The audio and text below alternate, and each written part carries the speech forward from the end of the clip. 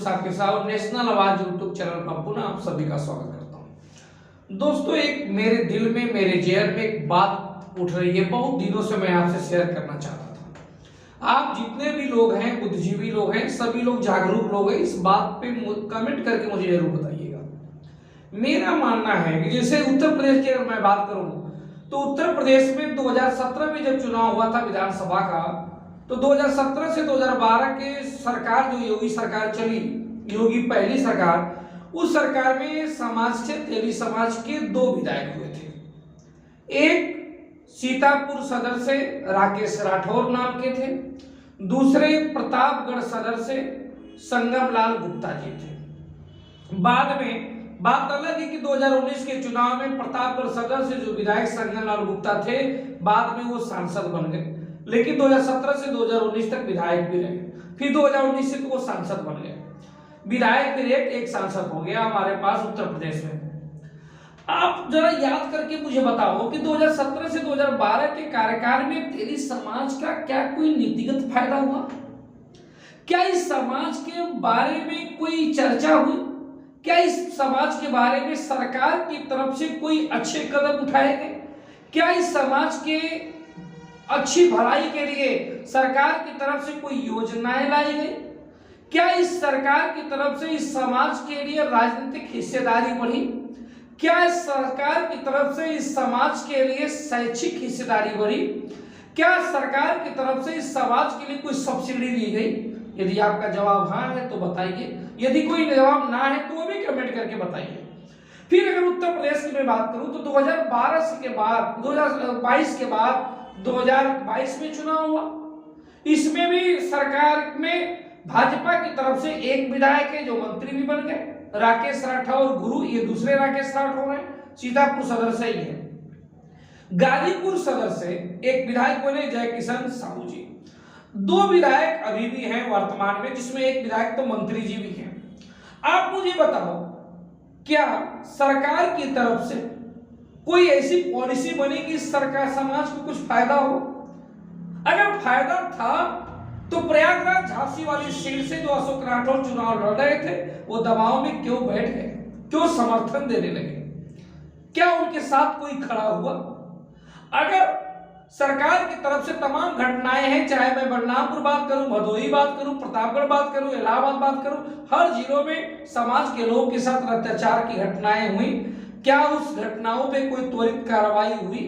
अगर त्वरित कार्रवाई हुई तो क्या सरकार उस पे एक्शन ली? नहीं ली। और नहीं ली तो क्यों नहीं ली? क्या ये 2 विधायक बनने से समाज को क्या फायदा हुआ? क्या 2017 से 22 वाले सरकार या अभी विधायक बने तो विधायक बनने से क्या फायदा हुआ? उससे पहले जाएं तो 2012 वाली सपा की गवर्नमेंट में एमएलसी थे जगजीवन साहू जी। जगजीवन जी बोलते थे, साहू जी बाद में लगा। क्या उनके एमएलसी बनने से इस समाज को कोई फायदा हुआ? इस समाज की क्या तरक्की हुई? क्या शैक्षिक, सरकारी या राजनीतिक रूप से हिस्सेदारी बढ़ी? यदि आपका जवाब अगर याद होगा तो हाँ बताइएगा, नहीं होगा तो नहीं बताइएगा। अगर बढ़ी तब तो मैं मानता हूं कि लोगों को किसी न किसी पार्टी की हुजूरी करनी चाहिए, 1-2 टिकट मिल जाए उसी में खुश हो जाना चाहिए, विधायक सांसद बनते रहना चाहिए, कारवां लगातार चलता रहना चाहिए। लेकिन अगर नहीं बनता है, अगर कोई फायदा नहीं होता है, नीतिगत फायदा, समाज का फायदा नहीं होता है, व्यक्तिगत में फायदों की बात ही नहीं करता, समाज का फायदा अगर नहीं होता है तो इसका मतलब ये पैटर्न गलत है। 1-2 विधायक बनने से आपका उद्धार, आपके समाज का विकास नहीं होगा, क्योंकि 1-2 विधायक अगर आप बना लेंगे, 1-2 सांसद बना लेंगे तो वो उसका फायदा हो जाएगा, उसको खूब पैसा मिलेगा, उसको माल मिलेगा, उसको पैसा पानी मिलेगा, वो खूब ऐश की जिंदगी जिएगा, उसके खानदान ऐश की जिंदगी जिएंगे। तो समाज में 1-2 लोगों के ऐश की जिंदगी जीने से क्या समाज के सभी लोगों का भला हो जाएगा? समाज के सभी लोगों का भला तो नीतिगत होगा ना। दलितों का भला कब हुआ? जब बहन जी की सरकार बनी। राजभरों को आज कोई जान पहचान मिल रही तो किसकी वजह से जान मान मिली है? उसके नेता की वजह से, ओम प्रकाश राजभर की वजह से। अगर सवर्णों का भला हुआ, ईडब्ल्यूएस रिजर्वेशन बिना मांगे दे दिया गया तो किसकी वजह से दिया गया? ब्राह्मणवादी सरकार भाजपा की वजह से। अगर यादवों का भला हुआ तो किसकी वजह से हुआ? समाजवादी पार्टी की वजह से।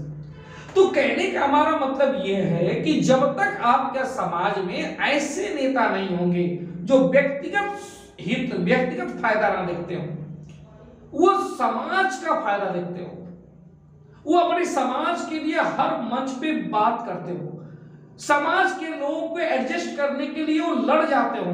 जब तक ऐसे लोग आपके अंदर जन्म नहीं लेंगे, आपके समाज का भला नहीं होगा।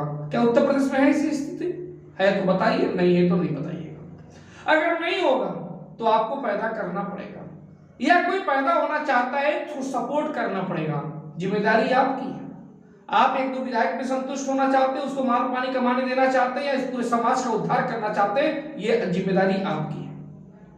मैं ऐसे ही बात करूं, मध्य प्रदेश में तो एक भी विधायक नहीं है, तो मुझे बस इतना आप जवाब दे दो कि मध्य प्रदेश के तेलियों के स्तर में और उत्तर प्रदेश के तेलियों के स्तर में क्या अंतर है। वहां भी तो लोग रोजी रोजगार कर रहे हैं, अपना जीवन यापन दुकान दौरी से कर रहे हैं, छोटे मोटे प्राइवेट जॉब, गवर्नमेंट जॉब, नौकरी कर रहे हैं, उनका वो भी कर रहे हैं, लेकिन उससे कोई फायदा है क्या? समाज का कुछ भला हो रहा है क्या उससे? हो रहा है तो बताइए मुझे। नहीं हो रहा है, समाज का उससे कोई भला नहीं हो रहा है। उत्तर प्रदेश और बिहार में अगर हम बात करें तो अंतर बताइए। उत्तर प्रदेश और मध्य प्रदेश की बात करो तो मध्य प्रदेश में तो एक भी विधायक नहीं है, एक भी समाज का विधायक नहीं है, लेकिन जो स्थिति मध्य प्रदेश में तेली की है वही स्थिति तो उत्तर प्रदेश की भी तेली की। वहां भी अत्याचार, अनाचार, दुराचार होता है तो पुलिस थाने पे, चौकी पे सुनवाई नहीं होती, राजनीतिक रूप से आपको संरक्षण नहीं दिया जाता है। वही सिचुएशन तो यहाँ भी है, उत्तर प्रदेश में भी है। कौन आका है जो आपको बचाएगा? तो इससे साबित ये होता है कि अगर मध्य प्रदेश में समाज का कोई विधायक नहीं है फिर भी वही स्थिति है, तो यहाँ भी समाज के एक दो विधायक बनते हैं तो भी यही स्थिति है। तो इसका मतलब विधायक बनने से इस समाज का विकास नहीं होता है, सांसद बनने से इस समाज का विकास नहीं होगा। हाँ, उस व्यक्ति का विकास हो सकता है। अब अपने समाज में अगर कोई बहुत बड़ा उद्योगपति बन जाएगा तो उससे समाज का विकास थोड़े होगा। हाँ, उसका विकास होगा ना। समाज का विकास कब होगा? जब उद्योगपति चाहेगा कि मैं इस पैसे का पूरे समाज के लोगों को आगे बढ़ाऊंगा, तब विकास होगा। और कोई नेता चाहेगा कि मैं समाज के लोगों की बात करूं, तब आगे बढ़ेगा। लेकिन कोई नेता नहीं चाहेगा, क्योंकि जिस पार्टी से जुड़ा है उस पार्टी के डिक्शनरी में आपके समाज का हित और आपके समाज का भलाई नहीं जुड़ा है। वो जानता है मैं रिस्क क्यों लूंगा, रिस्क लूंगा तो मेरी नौकरी चली जाएगी। नौकरी का मतलब वही टिकट, नौकरी है संविदा की नौकरी है ना, वो संविदा 5 साल के लिए भरती है। फिर उसके बाद अगर वो आपकी हित की बात करने लगेगा, अपने राष्ट्रीय अध्यक्ष अगर दर के कांप के पैरों के कपा के अगर बात भी कर लेगा तो जानता है अगली बार उसको नौकरी से बर्खास्त, संविदा की नौकरी है भाई, 5 साल बाद उसको टिकट नहीं मिलेगा। वो क्यों चाहेगा? वो अपने लड़के को सेट करना चाहता है, अपने परिवार को सेट करना चाहता है, अपने परिवार का बिजनेस बढ़ाना चाहता है, कारोबार बढ़ाना चाहता है, आपके समाज का थोड़े बढ़ाना चाहता है। लेकिन आपको समझना पड़ेगा, आपको यही चीज समझना है। अगर नहीं समझेंगे तो कोई फायदा नहीं। फिर मैं वीडियो बनाता हूं, लोग कहते हैं कि सर आप जगा रहे हैं, क्या मतलब है? कोई जागे होगा नहीं, सब ऐसा ही निष्क्रिय है। लेकिन मैं जानता हूं आपके अंदर पीड़ा तो है, मैं इसको महसूस करता हूं, लेकिन आपको डायरेक्शन नहीं मालूम। आपको नहीं माफ करते एक दो विधायक बन जाएगा बहुत बड़ी बात है। अरे भैया, एक दो विधायक बनने से कुछ नहीं होगा, अपना बात पड़े, उसका पेट इतना बड़ा है ना, देखते नहीं है आप। हमारे समाज के लोग सबसे बड़ा तिलक लगाते हैं, जो भाजपा में ज्वाइन अगर किए होंगे देखेंगे सबसे बड़ा तिलक टीका वही लगाता होगा। कारण है कि उसको लगता है कि ये सब करूंगा तो मुझे टिकट जल्दी मिल जाएगा, और टिकट मिल जाएगा, कहीं सेट हो जाऊंगा सरकार में, कहीं सेट हो जाऊंगा योग आयोग में, यहाँ कहीं सेट हो जाऊंगा तो मुझे पैसा माल पानी मिलने लगेगा। उसकी सोच यही है ना। अपने समाज के लोगों में कांसीराम की तरह सोच थोड़े है कि डीआरडीओ की नौकरी को छोड़ दिया कांसीराम जी ने, आपको मालूम है ना, और समाज के भ्रमण के लिए निकल पड़े। ऐसे लोग हमारे समाज में थोड़े हैं। आपको तो मालूम है भीमराव अम्बेडकर साहब ने 12 भाषाओं के ज्ञाता थे, जितने डिग्री उनके पास थे वो किसी के पास नहीं थे। वो चाहते तो विदेशों में सेटल हो जाते, वो चाहते तो कानून मंत्री थे भाई, क्या पैसों की कमी थी उनके पास। लेकिन समाज में के लिए दिल में पीड़ा थी उनके लिए, दिल में। इस वजह से वो अड़ गए, लड़ गए, और सिर्फ समाज के लिए भलाई नहीं किए, राजनीतिक हिस्सेदारी के लिए लड़ गए, महात्मा गांधी के साथ लड़ गए। पुणे एक्ट समझौता आपने पढ़ा होगा, नहीं पढ़े होंगे तो मैं कभी वीडियो बना दूंगा उसके ऊपर। लेकिन आपके लिए कौन है बताइए ना मुझे, कौन है? आप अगर कोई विधायक मंत्री आपके पास जाए और आपको 4 लेटर पहुंचा दीजिए कि साहब ये काम कराना है, ये काम होना है, इतने लोग पीड़ित हैं, देखिए 4 बुराई आप ही करेगा, वो 4 कमियां आप ही की गिना देगा। अरे यार तुम ये गलत हो, वो गलत हो, वो कटना चाहता है, किसी तरह आपको दोषारोपण करके वो बचना चाहता है। अब बचना चाहता है क्योंकि वो जानता है कि मेरे हाथ में कोई पावर तो है नहीं, संविदा की नौकरी है, तनख्वाह मिल रही है, माल पानी मिल रहा है, कमाओ खाओ मस्त रहो बेटा। और कहां तुम जाओगे लफड़ा फंसने के लिए, तुम्हारा कहीं सुनवाई होगा नहीं, ऊपर जाओगे डांट खा जाओगे, अगली बार टिकट का रिस्क है, टिकट कट जाएगा। नीचे इन सबको सांत्वना देना है तो कुछ ना कुछ तो कहना पड़ेगा, समझ रहे हैं कि नहीं। तो यही सब होता रहता है। मैं इसीलिए कह रहा हूं कि नीतिगत बात की जाए, आप सभी लोग साथ दीजिए, नीतिगत बात किया जाए, कोई ऐसी प्लानिंग किया जाए, ऐसी न्याय यात्रा की बात की जाए जिसके द्वारा हम लोग राजनीतिक एकजुटता का संदेश दे चुके हैं, व्यक्तिगत हित से ऊपर उठे रहे। जिससे मैं अभी बात करता हूं, मैंने बताया एक वीडियो में कि मैं पेशे शिक्षक हूं।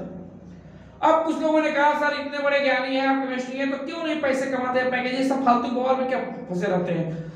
अब मैं कैसे बताऊं कि मेरा दिल नहीं करता पैसे कमाने का, है मेरा दिल करता है। मैंने इतनी किताबें पढ़ रखी हैं, चाहे वो बाबा साहेब भीमराव अम्बेडकर की हो, ज्योतिबा फुले को हो, सावित्रीबाई फुले को हो, कांसी राम जी को हो, इतनी किताबें पढ़ रखा है, एपीजे अब्दुल कलाम साहब की हो, कि मेरा अब जो अट्रैक्शन है वो पैसों के प्रति नहीं है, समाज की भलाई के लिए। लेकिन ये बात कोई मानेगा थोड़े, आपको कहूंगा आप नहीं मानेंगे, आप बोलेंगे यार ये बाकी सब ऐसे ही कहते हैं, ये भी ऐसे ही कह रहा है। लेकिन अब हनुमान जी तो हो ही नहीं, सीधा चीन के दिखा दूंगा।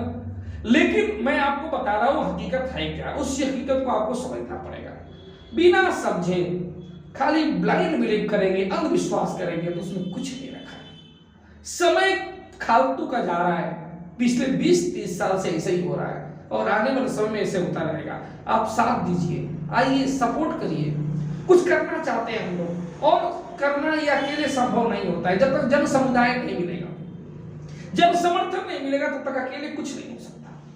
तो अगर कुछ लोग चाहते हैं कि कुछ किया जाए, कुछ बढ़ा जाए, तो उस कमियों को पहचानिए और नीतिगत बात की जाए, नीतियों की बात की जाए।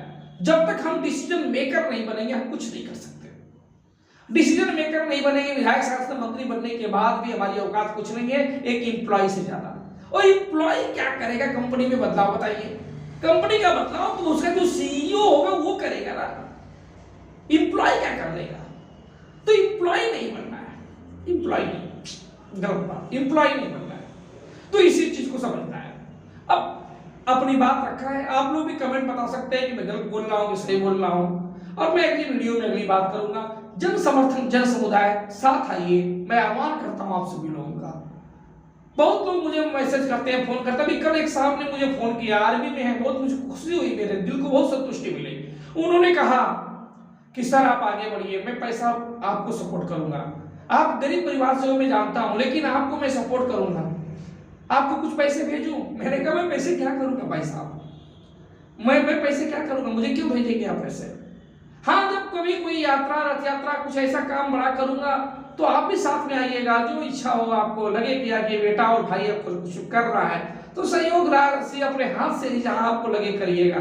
मैं पैसे क्या करूंगा, पैसा नहीं, बस दिल में यही इच्छा है, पैसा मुझे नहीं चाहिए आपसे, बस आप समर्थन दीजिए, सपोर्ट कीजिए, कुछ किया जाए।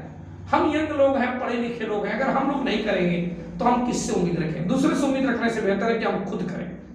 ठीक है, अगली वीडियो में अगली बात करूंगा। धन्यवाद।